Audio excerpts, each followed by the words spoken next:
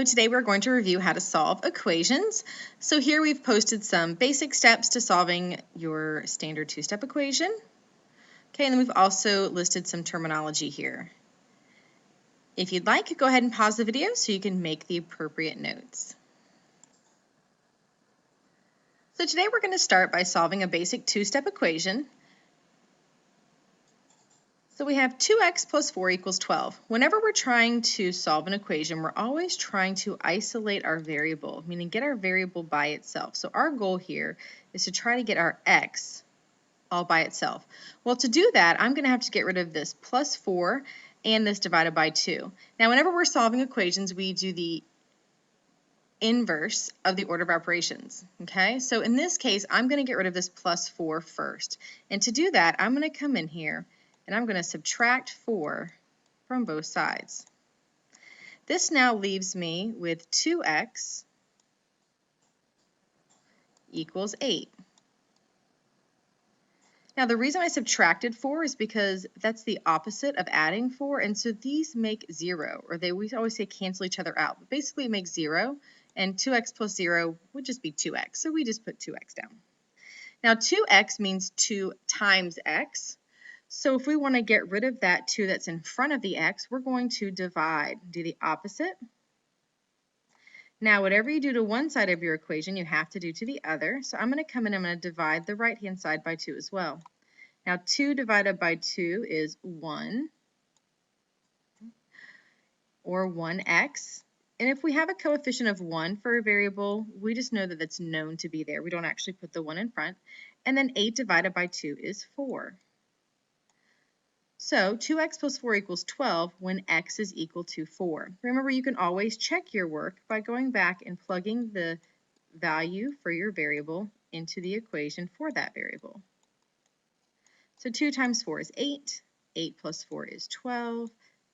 This is a correct solution. Now I want you to look at this equation over here on the right. Notice it's very similar, except I made this one a fraction. And the reason why I did that was because I want you to understand that the steps are very similar to each other. We just have a little fraction here to deal with, and so we're going to approach that a little bit differently when we get to that point. So just like in the first equation, I've got to get rid of this plus 4, so I'm going to do the same thing I did on the left-hand side. And so this now leaves me with 2/3 x equals 8. Now I need to get rid of this 2/3 that is being multiplied by the x. Well, over here we divided by 2. Well, we are going to divide by 2/3, but if you think back to the rules for fractions, when you divide by a fraction, you keep the first fraction, you change the sign to multiplication, and you flip it. So they used to have that saying, keep, change, flip, right? So basically all you're doing is you're multiplying by the reciprocal. So I'm going to come over here and I'm going to multiply this side of my equation by 3/2. And I'm going to multiply this side of my equation by 3/2. Now we can make 8 a fraction by putting it over 1. Okay. Now I come over here. If I were to do the math here, I'd have 3 times 2 is 6, and 2 times 3 is 6. And so we'd have 6/6x equals 8 times 3, which is 24, and 1 times 2 is 2. Now 6 divided by 6 is just 1, so we're just going to put x.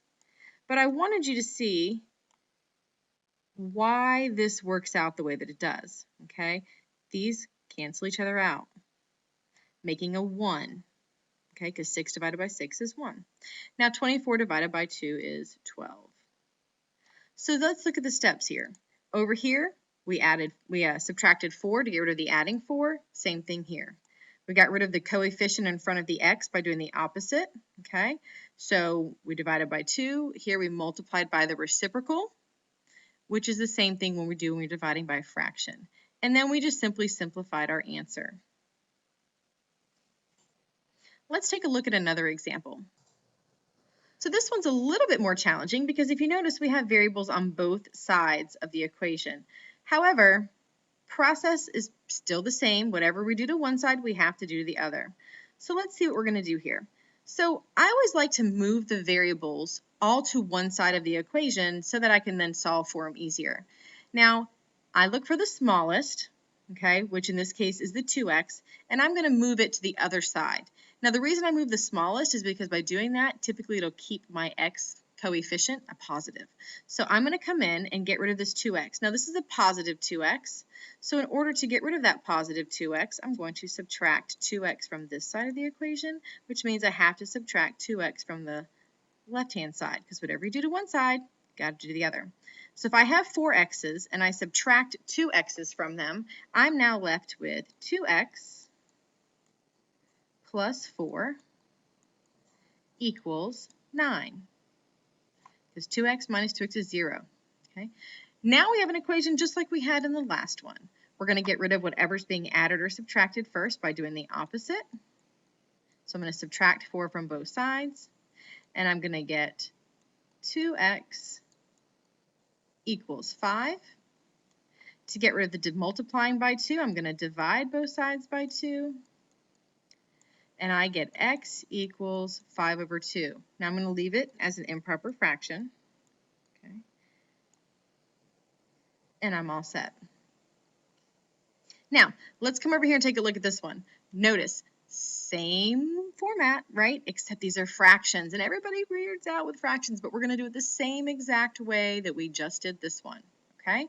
So I look at my x's to see which one's smaller. 4/5 is larger than 2/5. So I'm going to subtract 2/5 x from both sides.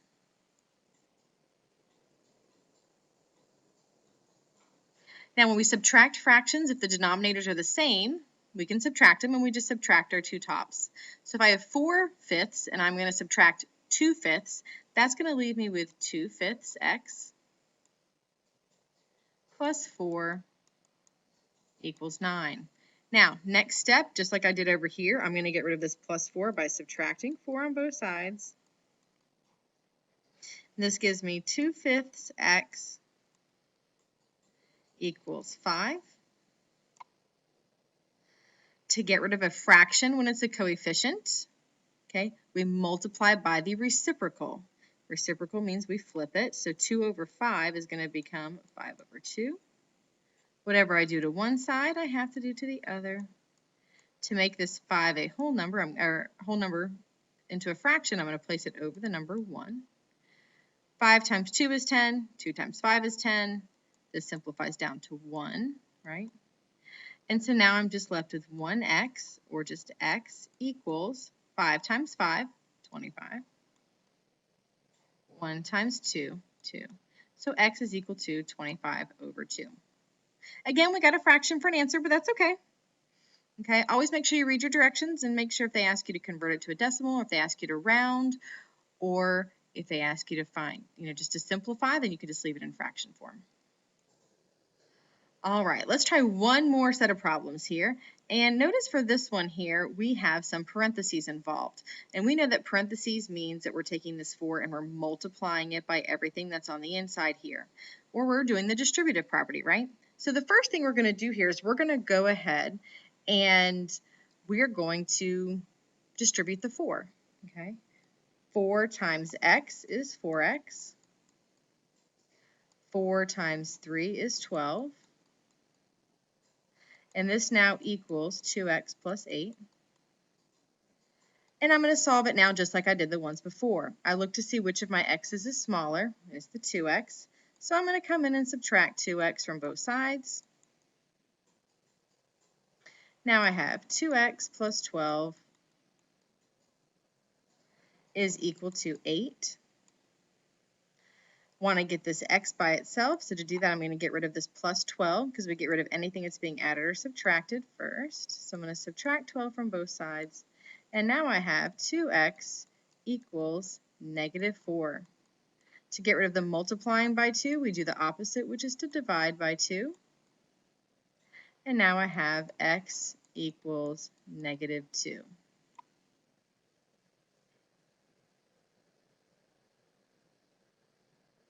Come over here to the right side.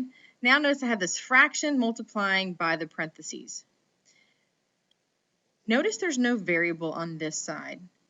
Okay, so we can kind of treat this like negative 1/4 times one term.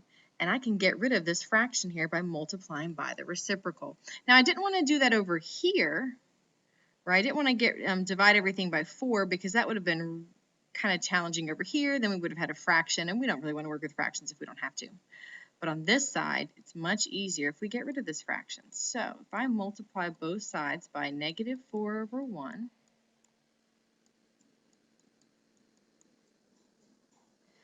these cancel each other out.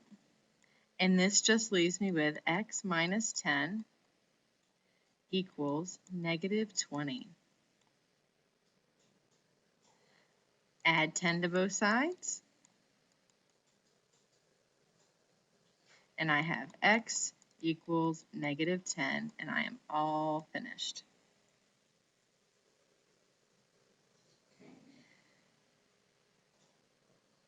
Thank you guys for watching this video. I hope you found it helpful. If you need additional help, please contact your instructor for a one-on-one tutoring session. Thank you and have a great day.